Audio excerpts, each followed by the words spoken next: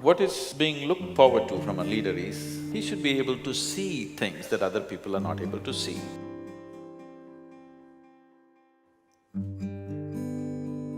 Leadership is not about you asserting yourself over somebody. It is about being able to harness everybody's aspirations and make it happen.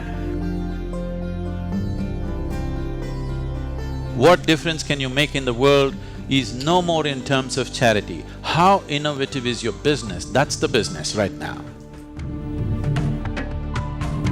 The success, even in a business space, is about growth. How many people are you touching? How vast is your operations?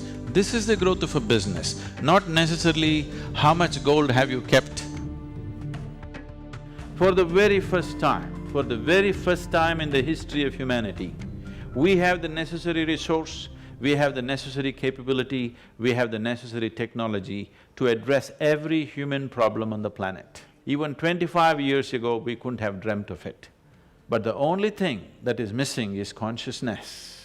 We are producing enough food for 17 billion people. We are only 7 billion people, but close to half the population is starved. Not because resource is lacking, simply because consciousness is lacking. We are still thinking you versus me, we are not thinking we. Changing the consciousness of the leadership shouldn't take a long time if you find access to them. The only global mechanism on the planet is economic mechanism. Politics, military, religion, all these things are split up. Economy is one thing which bridges across all divides. Only an economic leader can cross boundaries and go where he wants.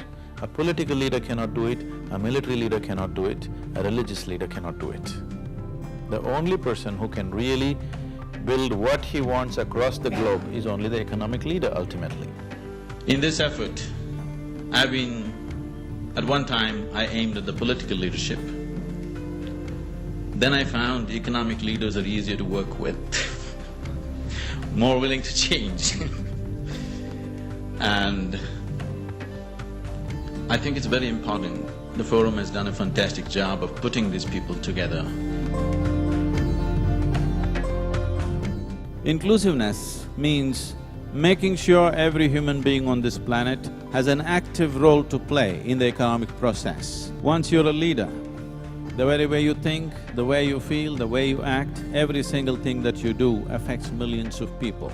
When such a privilege has been conferred upon an individual human being, I think it is a fundamental responsibility of every leader to do something about himself within himself, to elevate himself in whichever way possible. It's very, very essential today.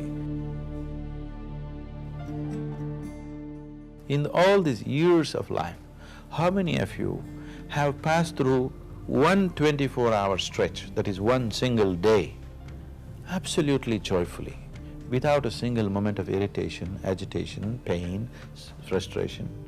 24 hours. Very few people on this planet can say yes to this, very few.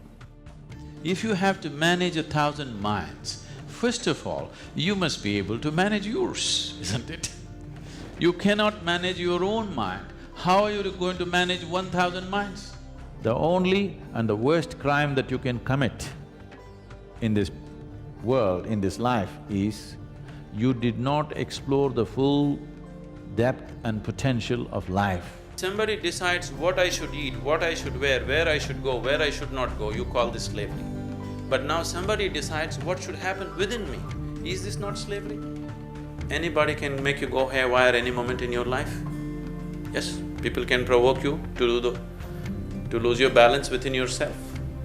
So, if this doesn't change, your ability to master your destiny is very minimal.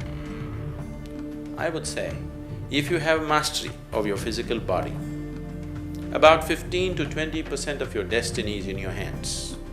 If you have mastery over your mind, about 40 to 50% or 60% of your life and destiny is in your hands. If you have complete mastery over your life energies, then 100% of your destiny is in your hands. The very process of life and death is in your hands. To that extent, one can take his destiny into his hands. But right now you're just thinking about everybody taking your cue and following the leadership the way you want it. You want your industry to go your way, you want your management to go your way, you want your family to go your way. Even on that level, if you have much more control over your physical body, your mind, your emotion and your energies, you will see very easily the world will start following you. Rather than you being a slave of the situations, you start creating situations the way you want it. So this is an inner science. As there is an external science for external well-being, there's an inner science for inner well-being.